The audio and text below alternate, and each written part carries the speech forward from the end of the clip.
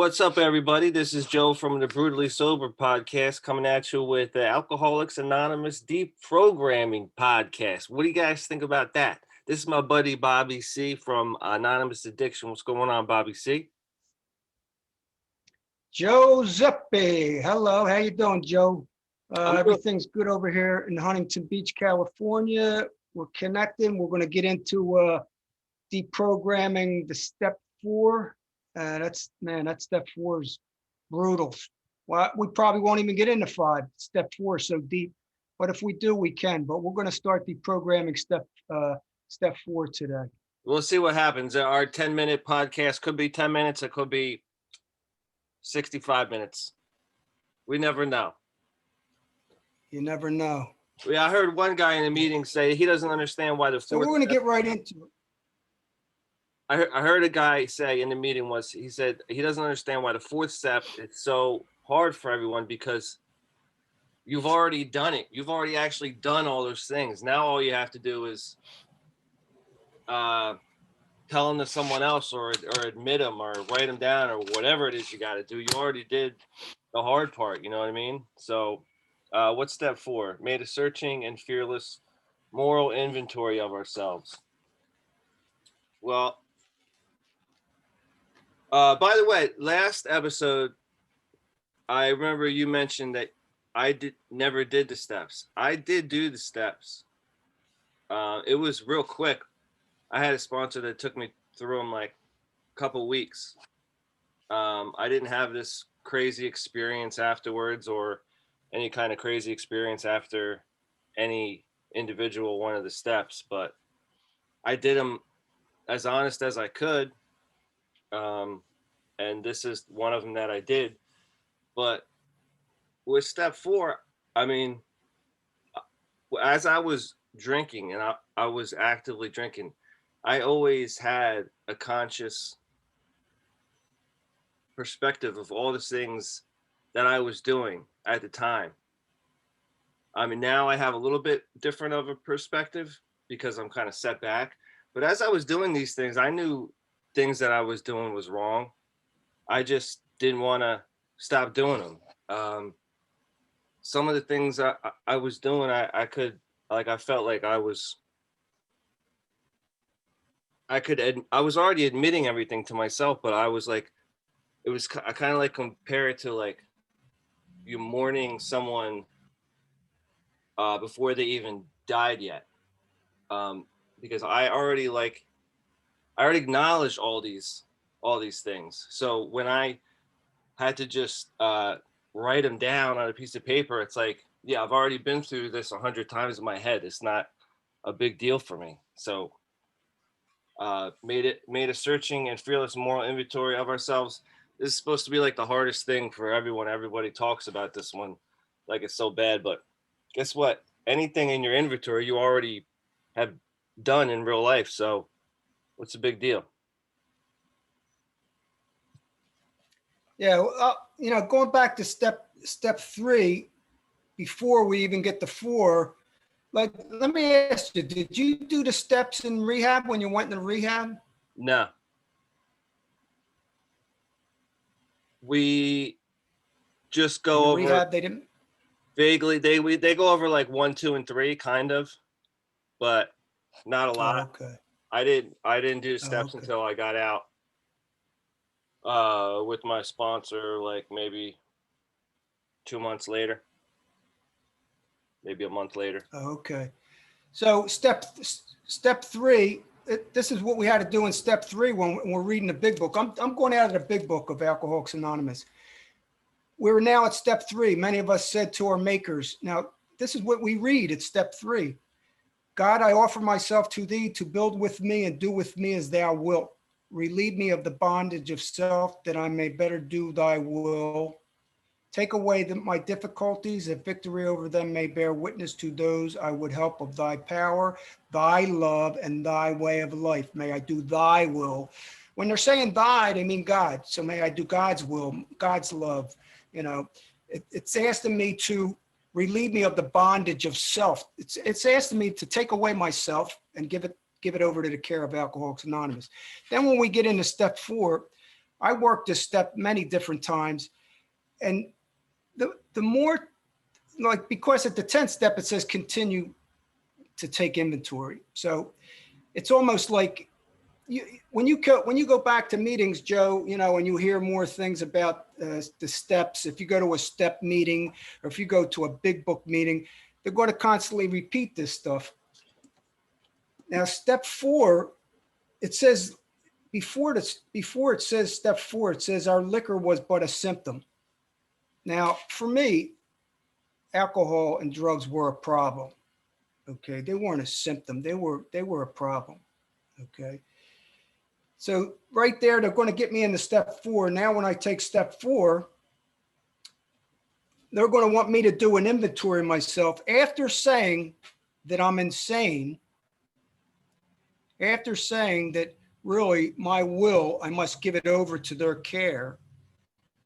They want me personally to be my own therapist and understand the true nature of my emotions, feelings, and all the things that I interact with life on the step 4.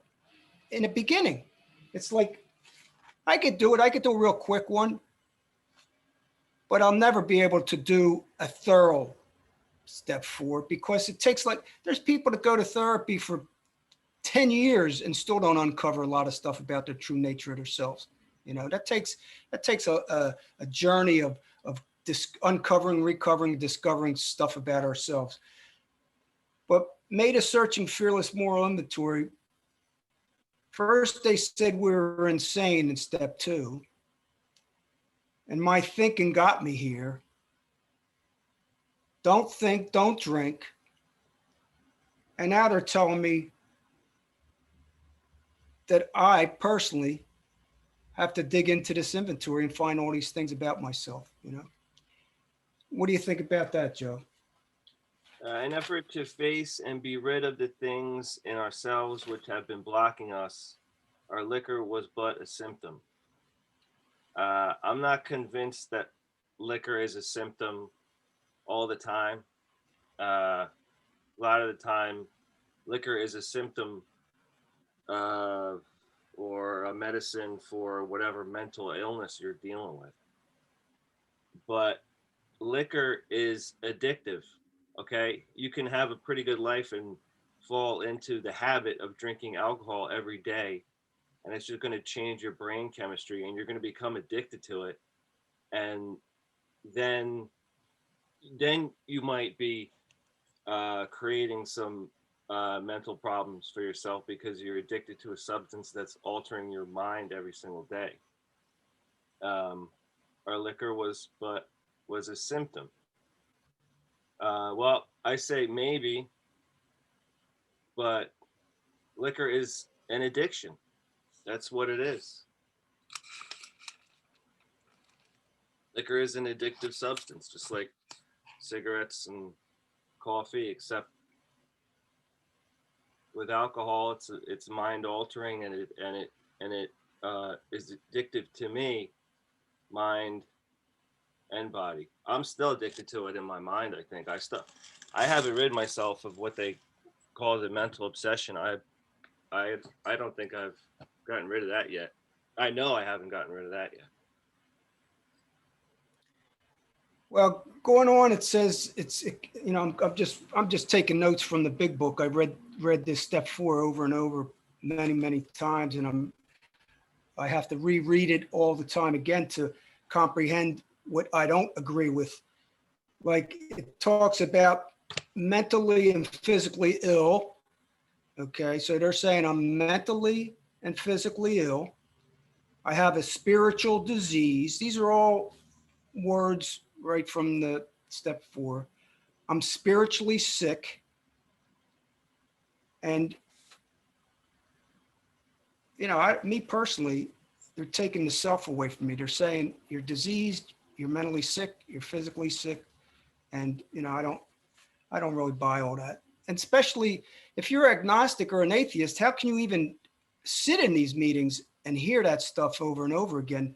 I don't understand how atheists and agnostics, or even starting their own group in AA, and still being, instead of leaving the whole pyramid of Alcoholics Anonymous, but starting a whole secular agnostic and atheist or free thinking believers outside of the whole society of Alcoholics Anonymous. I don't understand not doing that, because they are doing it.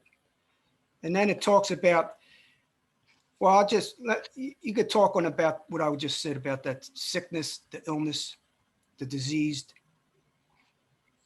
Yeah, they said being convinced that self manifested in various ways was what had defeated us.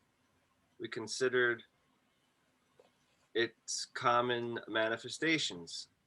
And then it says resentment creates disease.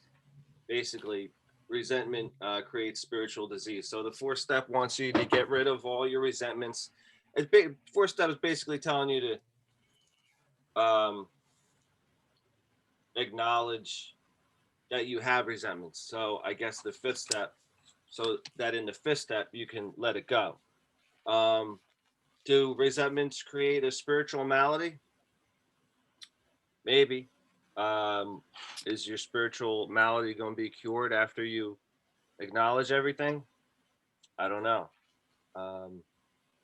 Going back to what you said about atheists in the program, they can make a whole new program if they want, and it will probably end up being the same thing if they try and do all the 12 steps and just change the wording around to it. If you're an atheist or agnostic or whatever the hell that means, because I always get confused. You could change the word self in the big book, and you could change the word self and put ego there, and you could change the word God and put spirit, soul, your true nature, whatever. You can change words like that in here that are based from Christianity, and it will make sense to you that way. It makes sense to me that way. A lot of this stuff doesn't make sense. A lot of it does make sense when I change the wording around for it to make sense for myself. I'm basically just reading it however I want to, basically.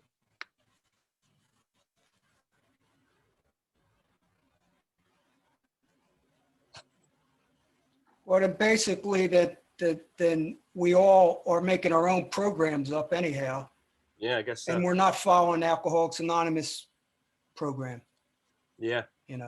So why are we even in Alcoholics Anonymous program?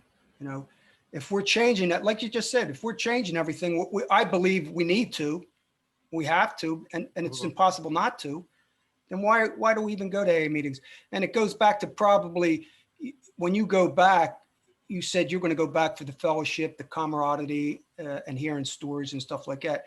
And it's going to be interesting when you start going back to AA meetings and come back on the program. You could bounce some of this stuff back to us from your perspective of going back to a meeting after hearing some of this stuff that we're talking about, deprogramming. Yeah. And when this is, I'm not an expert. I'm not a psychologist or a therapist, even though I am a therapist with my own life, in a sense I am today. This podcast can be for people that are just going to go into treatment. People are thinking about possibly other people trying to force them into treatment, or Alcoholics Anonymous. This is a program for people that are in treatment, that are coming out and going to go into Alcoholics Anonymous. This can be a program for people that are in AA and do want to deprogram themselves because they want to stay, but they don't buy everything. This is a program for people that are planning on exiting and going somewhere else besides Alcoholics Anonymous. And this is for people that are already left and still confused about some of this bullshit that they've been processing in their heads for years and years and years.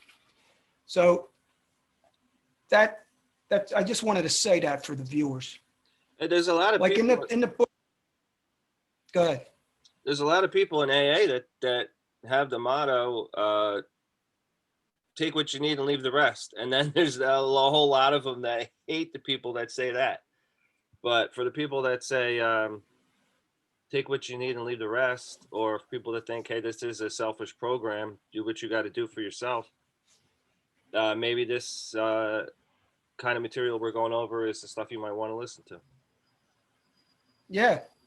But not only that is that then you're not working the AA program, because it tells, we'll go over this over and over again. It says in here, if you don't do these things, you're probably going to drink again, and possibly, you know, like right here on page 66, it says, the insanity of alcohol returns and we drink again, and with us to drink is to die. We found that it is fatal, for when we're harboring such feelings, we shut off ourselves from the sunlight of the spirit. You know, we're going to say, take what you want and leave the rest, but they keep on saying over and over again that if we don't do these things, we're going to fail. Okay. Even back, like it says here in this book, you read it again and again, that faith did for us what we could not do for ourselves. It's constant. That's on page 71 at the bottom of 70. It says in this book, you read again and again that faith did for us that we could not do for ourselves.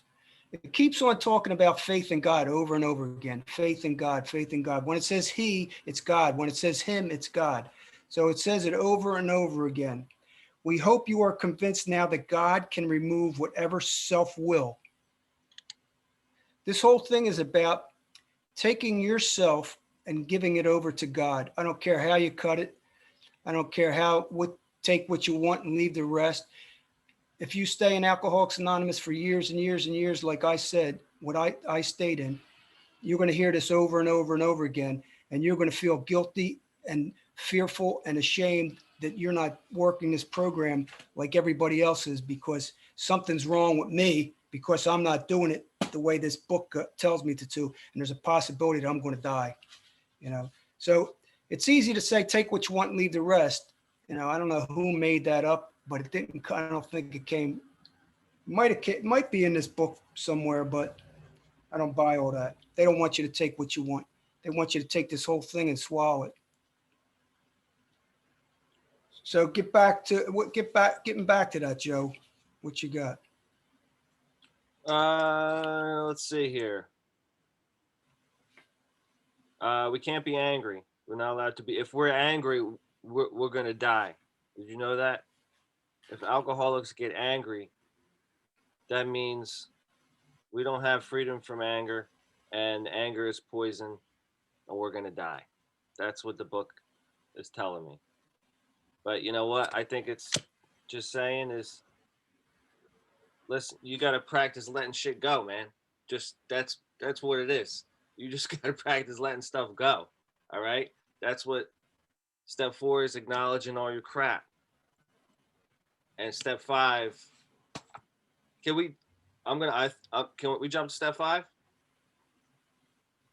I'm going to jump to step 5. You're paused on the screen right now. You can talk about it, but we got so much more. Yeah, we got so much more on step 4. But go ahead. Because it said step 5, admitted to God, to ourselves, and to another human being. Well, if you're admitting it to God, why do you got to admit it to another human being? If you've already acknowledged all this stuff, I mean, why do you have to bring anyone else into it? I just doesn't make any sense to me. Step 4 is acknowledging all your stuff, and step 5, I guess, is just letting it all go. But this is just, if anyone, my advice, if you're going to be going to AA, I'm going to continue to go to AA. People are going to say this is the program. Okay, this book is the program. This book is, for me, a reference to use when I want it as I go through my day sober. Okay. This, when I want to pick this up, I'm going to pick it up. When I want to leave it down, I'm going to leave it down. But for all these hardcore guys that are going to try and intimidate you and say you have to go by this word for word, it's it's a bunch of it's a bunch of BS. Yes, yeah. Like just the word you mentioned anger. In other words, this fourth step wants to take all emotions away from me. I'm not allowed to have emotions. Anger is an emotion. It's actually sometimes when I get angry, I get passionate. It's sometimes anger is more love because I'm angry about certain things that are going on in the world, and I have these emotions, and it could be passion. I'm passionate about these evil things that go on in the world. So, and it shows out as anger. Talk about resentment. I mean, if you really look up resentment, the word resentment, bitter indignation having been treated unfairly, a complex, multi-leveled emotion that has been described as a mixture of disappointment, disgust, anger, mistreatment, wronged, fear. They're common emotions, forced to accept. Okay. They want me to deny these common emotions of resentment. I resent a lot of things today. You think I'm going to give up resentment? No way. I resent the fact that people are going into Alcoholics Anonymous and not being told the real deal until, years and years later when they just keep on getting sucked into it. I resent the fact that they're trying to take my care and my will over and say I can't have these emotions, because what they want me to do in step 4 is actually always look at myself. Now, how about these people that had trauma in their lives as children? Okay, been raped, sexually abused, all kinds of stuff has happened to us as children and as adults, men and women. I'm supposed to deny, forgive, and forget, and only look at what I've done. That in itself is not a good thing to do, because a person can stuff all their stuff down. Because see, this book, it all says in here and over, and we'll get into more of it. It all talks about you giving it over to God. Let God take care of it. God will do this for you, and God will do that, and faith will do it. Well, after years and years and years, I found that wasn't true. Okay, first of all, I didn't believe that God does that. I don't believe in a mysterious, magical person up in heaven and hell. I don't believe in heaven and hell. So I don't even buy none of that stuff. I believe in cause and effect. If somebody has done really physically harm to me, I need to acknowledge that, and I need to maybe do something about it.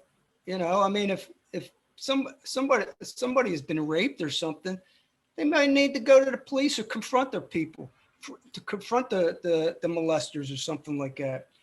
This always talks about giving the other person a pass with forgiveness.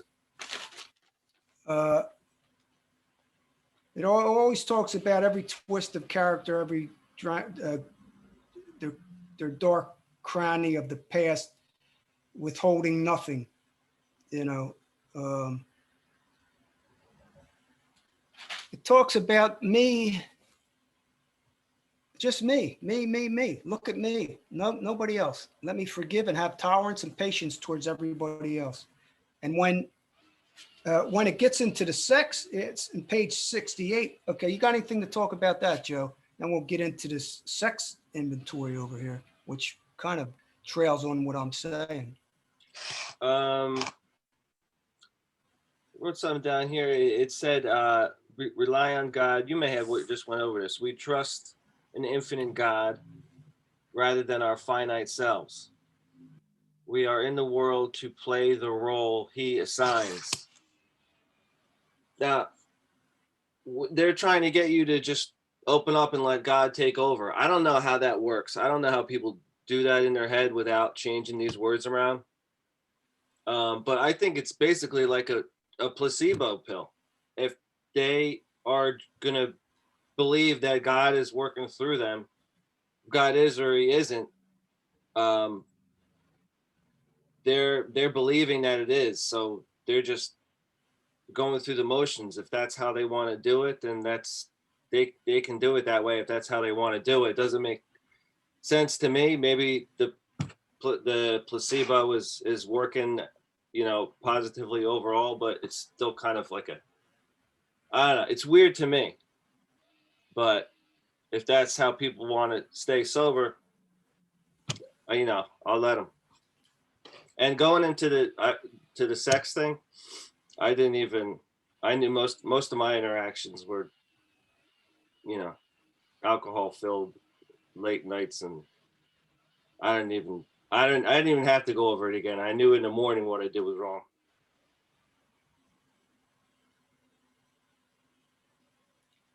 Yeah.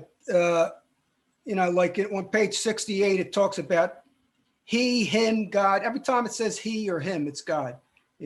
He assigns, humbly rely on him. Does he enable to, creator, God, him, he, him, he. I mean, this is over and over on just this one page.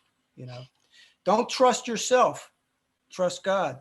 And you know what? It does work for people, because here's the definition of, like, let's just use, it does work. And you're right, the placebo effect is true, because we're denying ourselves and giving it over, and we're actually doing it, but we're giving credit to somebody else. We're giving credit to AA.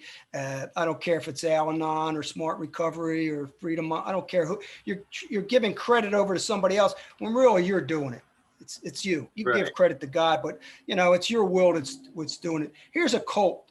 If you look up the word cult is a society, a social group that is defined by its unusual religious, spiritual, or philosophical beliefs, or by its common interest in a particular personality, object, or goals. Okay, now, personality, in a particular personality, that's Bill W. and Dr. Bob. Okay, objects, it's the AA coins given out to millions every day. It's a constant tying into you, binding you to the program. Here's a coin, 90 days. Here's another one, another one, another one. Stay around, you'll get another one.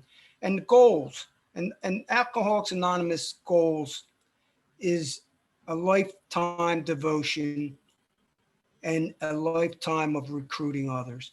I don't care how you buy it, because most of the people that leave Alcoholics Anonymous they're getting sober on their own anyhow. They're staying sober. There's no statistics about that. People are leaving, going to different programs. They get recovered by this, that. They stay sober on their own. They don't need anything. They just quit drinking and stop, just like you quit smoking.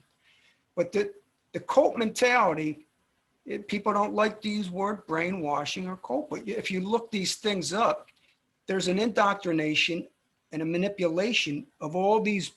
And there's not a lot. I mean, the big book is only 164 pages, right? But the step book, and they got so many other books after that. The step book is deeper and goes wider. And then the traditions lock you in even heavier. So, like, it sounds like you probably were like me in the beginning, Joe. You didn't buy all this stuff, but you stayed around. You're staying around. So you're going to go learn more stuff, My aspiration and inspiration and hope is that I could possibly pass on some things so people can do that. They can stay in their program if they want, and they can discern what they don't buy and do buy without the guilt, shame, and fear, because someone else is validating what they kind of feel and sense and resonates with them. Right. So they can go in, but sooner or later, they're going to, if they want to, sooner or later, they're going to say, no, this is bullshit. There's other places I can go. Let me go, or let me check out this place. Let me go to Recovery Dharma, check out a meeting here. Let me go to here. Let me read a book. Let me check this out. Let me go beyond the box and then get some more information. Then I can feel more comfortable if I go back and I don't want to stay. I have a place to transition to, instead of just saying, screw AA don't work, you know, and then go out and drink or drug again. You know, I don't want to see that happen. I'm not trying to do that to anybody. Go ahead, Joe. Let's see here. You're going to fail if you don't complete your house cleaning. The book, it says, we're under constant fear and tension that people are going to find out what we did. And that makes for more drinking. So we're just going to be walking around with all these secrets, and we got all these skeletons in our closets, and it's going to eat away at us. And they're telling us we need to find humility and fearlessness and honesty. And basically, for me, step 5 is going to be just let it out, bro. Just let it out. You put my hand on your shoulder, little guy. You just cry it out if you want to, all right? Just let it out. That's all you got to do. Just talk. You talk to a fucking wall if you want to. All right? You ain't got to get anyone else involved. Just acknowledge your stuff and let it go. It ain't that easy letting it go. But you got to practice letting things go like you practice the guitar, okay, or anything else. I've been practicing just sitting quietly in a chair by myself with no TV, no music, just the sounds that I hear. I had to practice that. I had to practice patience. I had to practice letting things go every single day. It's a practice. But guess what? You're not going to die if you don't do it right. All right, you're going to be all right. Right on. That's a good message. See, that's a good message, because we're coming from two different, you know, Joe is still going. He's still going to continue Alcoholics Anonymous meetings. I think, Joe, you have about 2 years sober. Didn't you just celebrate 2 years? Year and a half. Year and a half. I've been around for many, many years. And so we're coming from two different realities and perspectives, but really we're coming together with a common thread of really, yeah, keep it simple. Keep it simple. You don't have to buy all this stuff. You know, I proved everything wrong, and I did everything and didn't do everything, and I stayed sober. You know, one thing I would say that there's a common thread through everything that has to do with healthy letting go of habits is a desire to want it. A desire means wanting and craving. So I still have a desire that I want freedom from a lot of different things. Me personally, I'm in recovery. I'm uncovering, recovering, and discovering a lot of different truths about Alcoholics Anonymous, not only Alcoholics Anonymous, but society, the world, and the universe in itself. So I'm on this, I call it a life journey. I don't even call it recovery anymore. I'm on this life journey of still discovering new things. And I think that's what me and Joe are trying to do here to help newcomers. There's a lot of people that are going to relate more to Joe than me, you know, and there's some people that are going to relate to me maybe a little better than Joe. So we're here, we're teachers and students at the same time. That's right. What you got, Joe? I don't have much more than that. I didn't take a whole lot more from step 5 than what I just mentioned before. The step 4, I'm still talking about step 4 here. Oh, okay. I'm still on step 4. I didn't even get to step 5. I already moved over to step 5. No, not. Yeah, because on page 69 here, 69, did we unjustifiably arouse jealousy, suspicion, or bitterness? Were we at fault? Should we have done better? We got this all down on paper. If you really take a look and really get into this deeper, it's blaming even the victim, a victim of something, we place the blame on ourselves. We become the victims. We're the victim, and only God can do it. It says at the bottom, it says, God alone can judge our sex situations. It says God alone can judge our sex situations. And then it says, person is often desirable, but we let God be the final judge. So we want God to judge our sex. In other words, look, I call Alcoholics Anonymous a religion because I was in a religion. I know confession. I know making amends. I know all the rituals of the Catholic Church. And it says that God is the final judge. Okay, so I had to confess my sins, do penance, and amend my life. Amen. That's what we say in the Christian fellowship. Then at the bottom it says, in this book you read again and again that faith did for us what we could not do for ourselves. So it gets back to faith. Everything is a faith. I don't have faith in a lot of things. Okay, some things I don't believe in, so I don't have faith in it. We hope you are convinced now that God can remove whatever self-will, that's on page 71 at the top, has blocked you off from him. It all goes back to self-will, giving your will and your life over to the care of Alcoholics Anonymous. It says God, but it means Alcoholics Anonymous. If you have already made a decision, take an inventory. To me, it robs me of my self-will. Faith did for us what we could not do for ourselves. That's not true for me. And if sex is very, here's a little thing right here. If sex is very troublesome, now it's saying, because see, amends in the Catholic Church, amends, you make amends, you confess your sins, and you're forgiven. Now, but if you do it over again, okay, so it says here, if sex is very troublesome, if you do it over again, okay, we throw ourselves harder into helping others. So if sex is a real big problem with me, I'll help others, and we think that their needs or work for them. So what it's saying is if sex is very troublesome, we throw ourselves into harder helping others.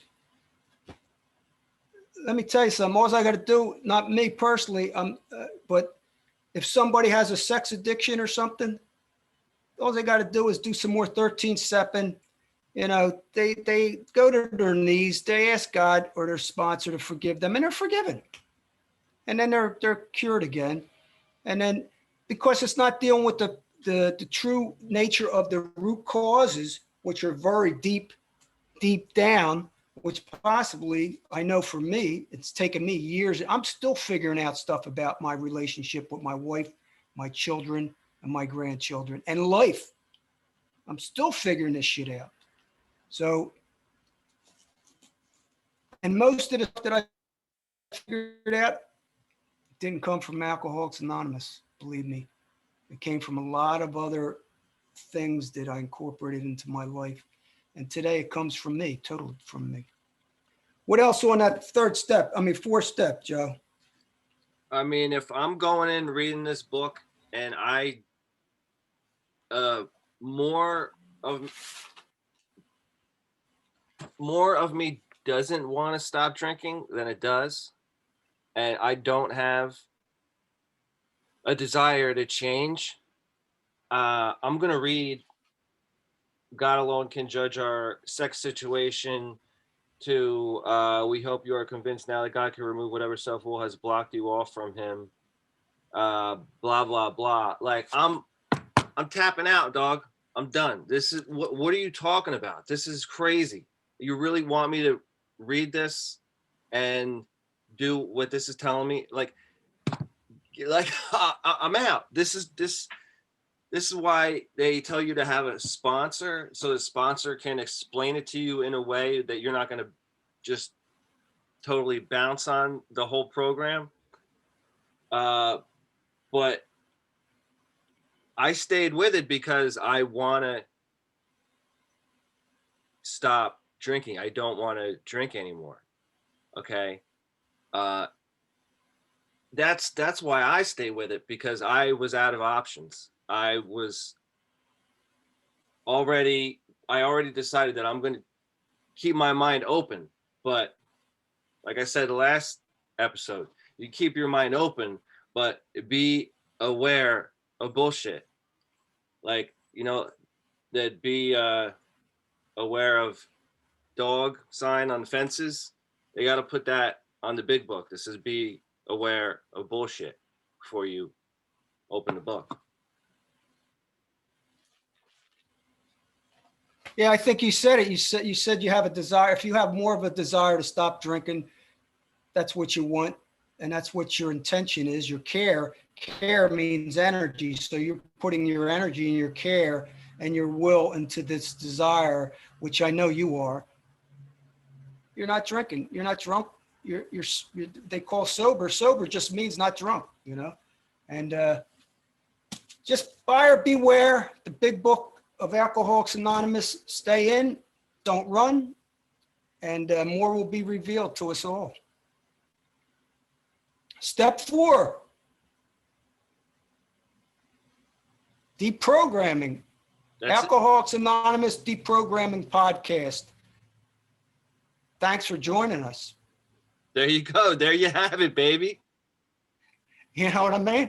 Thanks for look, Joe, did you have a drink today? No, I did not. I didn't because I didn't want to. I choose abstinence. So do I go around telling everybody, hey, Bobby didn't drink today? No. It's like, I don't feel like it. Like, no big deal. That's it.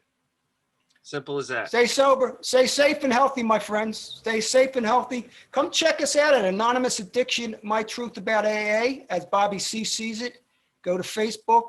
You'll see Joe and I doing these, the alcoholic deprogramming podcast. We're going to probably do it once a week until Joe gets tired of me.